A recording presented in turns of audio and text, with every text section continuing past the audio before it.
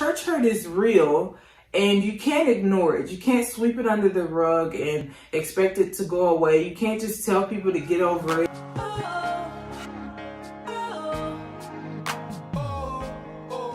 So here's the thing.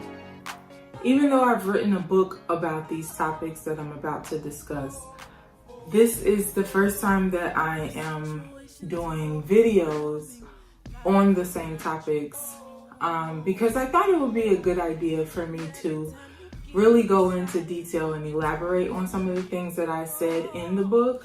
Like, it's a quick read, like really quick read. So let's quickly talk about my book, because I don't think I've done that either. I mean, I've mentioned it in other videos, but I don't think I've literally said, hey, I wrote a book and this is what it's about. I always in conversation just say, that's what I said, I talk about in my book, blah, blah, blah, but it's only like one topic, one thing. So the book is entitled The Mask. The full title is The Mask: Recognizing and Resisting Spiritual Deception. And it is what I call my spiritual autobiography. So basically, I grew up in the church. I was born and raised in church. My family was the founding family of the church. I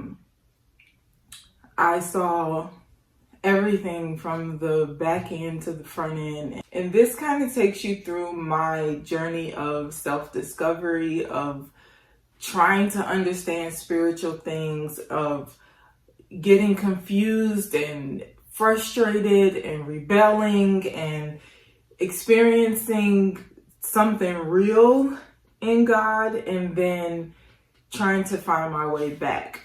And I do all of that in like 113 pages. So I think it's a really quick read, a really candid account of what I went through. So when I am speaking about these topics, it's coming from a very real place of I've been here, I lived this life, I grew up in it, So when I speak on these topics in the book, what I've been getting back from people, like leaving me reviews, and some people that email me, and some people email me because it's really a personal and sensitive topic sometimes to talk about the struggles and insecurities and frustrations that a person experienced growing up in church, or even just going to church and being hurt. And so I have gotten a lot of feedback where people are telling me, this is spot on. This is my experience. I had some of the same experiences that you talk about in the book. There are people that did not grow up in a Christian church, did not grow up in a Black church, and they had the same experiences too. So what I'm finding is that this is a universal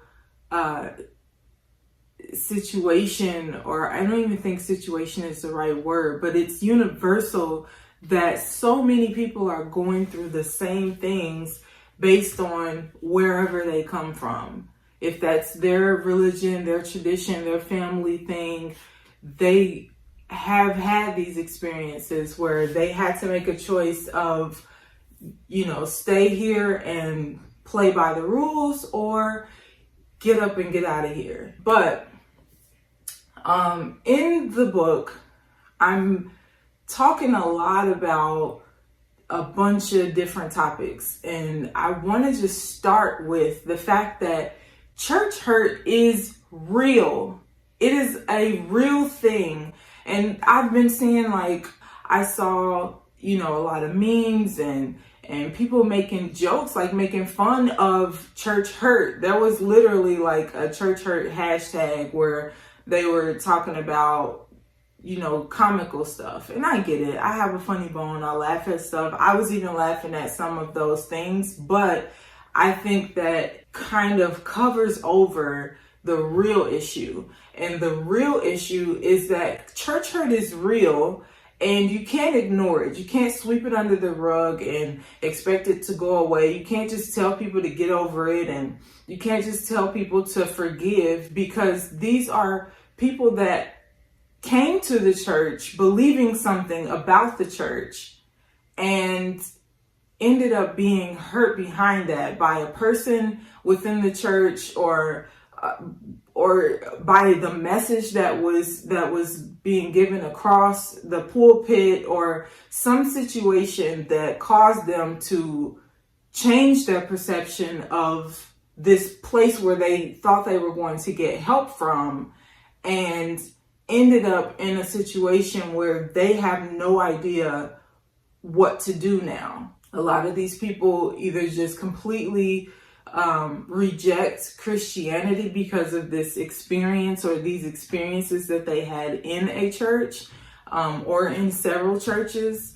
There have been people that completely left the faith and found something else to believe in, to worship or whatever. People turn to crystals, and they start getting into tarot card readings and all kinds of things, looking for that same sense of meaning and purpose, and something that they can hold on to and believe in. That is something that's in us all. We need to believe in something. For church hurt to be such a dismissed topic, it's ridiculous. Honestly, church hurt can be overcome. You can heal from it, but it has to be talked about.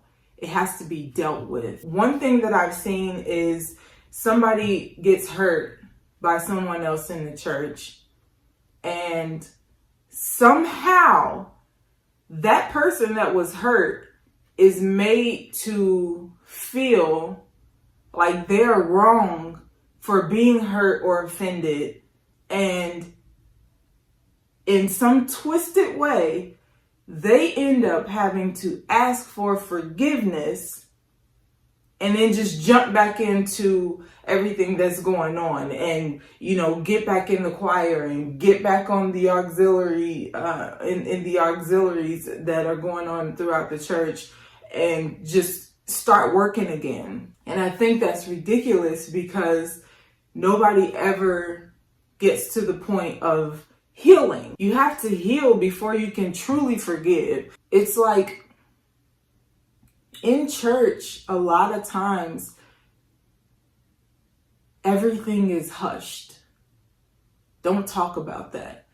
Don't talk about the fact that this person violated you. Don't talk about the fact that this happened, and everybody covered it up and acted like it never happened at all. And we're supposed to just sit here and pretend, put on the mask, and act like everything is okay, when we know that there are lots and lots of scandals and things that are going on behind closed doors that are not being dealt with. Things that are shaking up other people's faith and making people crazy over not understanding how these things could be happening. Now, of course, it's just whatever it is. People are just like, yeah, that's the church. That's those old Christians. That's how they do. And there are a lot of church folk walking around here posing as Christians. And this is why we get people falling away from the church. This is why we get people upset, talking bad about Christianity. How can we fix it?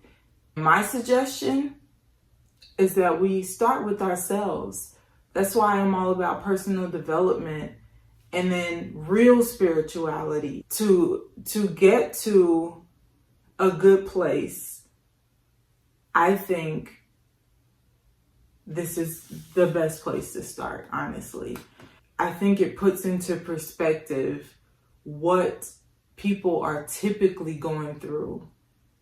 There should be some changes, some things that help other people and not just make you look good. The Bible talks about not being like the Pharisees. They just want to be seen in their robes, and they like titles and stuff like that. They want to feel and look prestigious, but the Bible says their heart is not with me.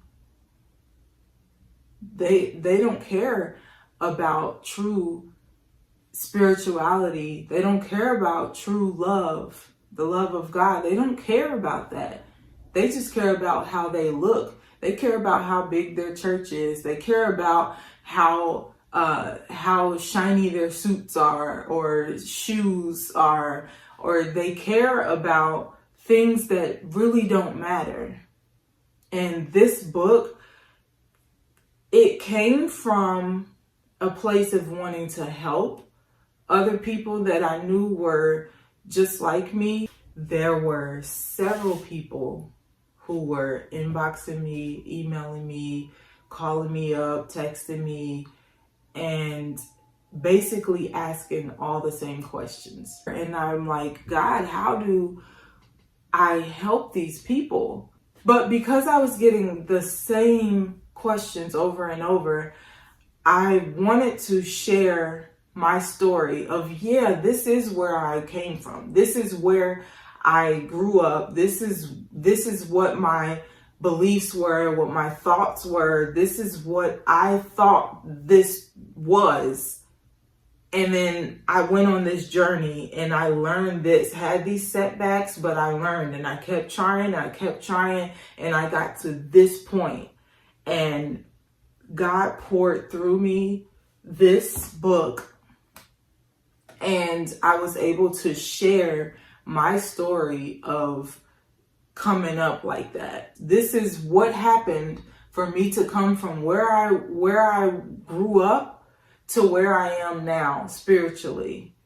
And I think that this is a great start to understanding, but you absolutely have to do your own work, and you have to continue that work. That's why I'm all about personal development and purpose, because if you have purpose, if you know what that purpose is, if you are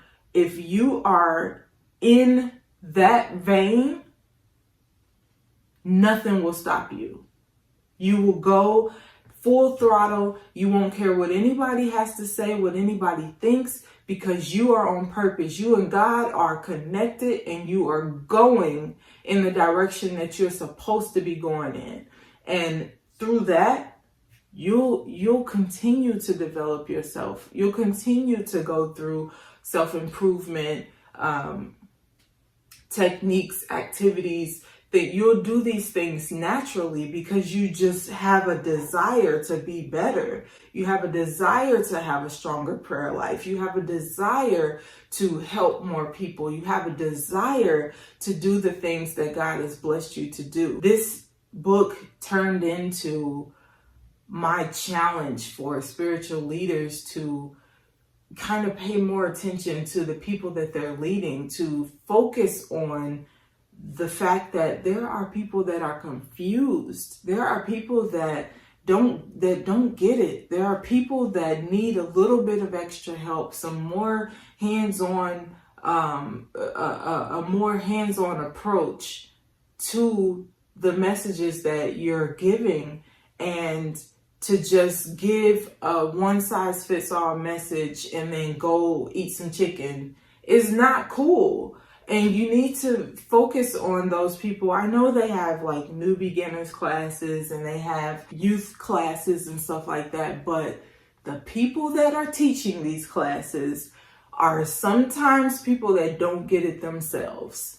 And I'm telling you this from experience. I've literally been in new members classes where it's run by a couple of ushers or something, and they're there to just get you acclimated to how the church is run, and they give you some pamphlets and some scriptures, and they talk about the scriptures with you. But if you have questions that go a little deeper than just what does the scripture mean or what might it mean, they don't know. And in a youth class, I remember asking a question, and I was hit with, don't question God. You have to be more careful and diligent about who is teaching these young Christians. These are young, susceptible minds in the spiritual realm,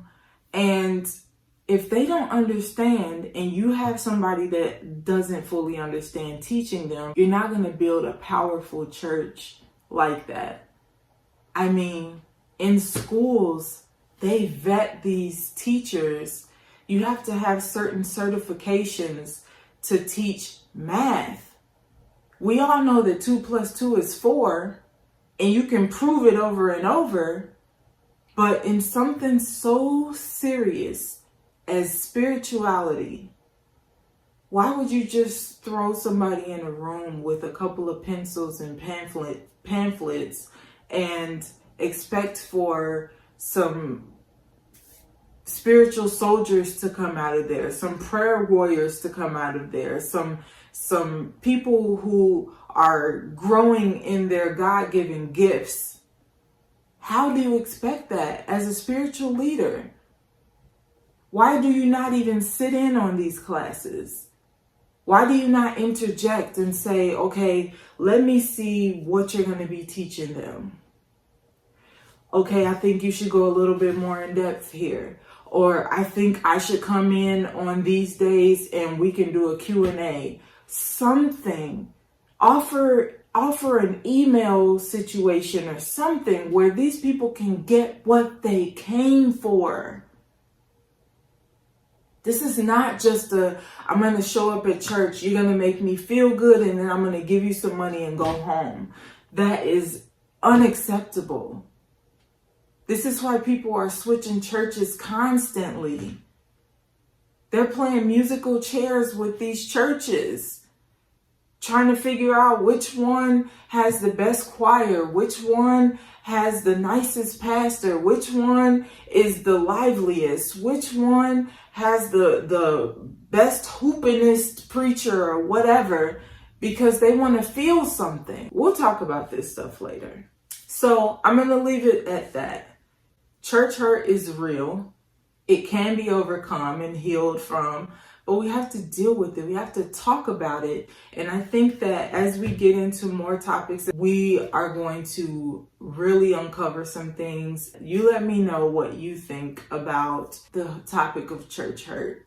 Have you ever experienced church hurt? If you have you healed from it yet? Did you grow up in church? Did you just come to the church? What things have you seen, experienced? Let me know. Let's talk about it.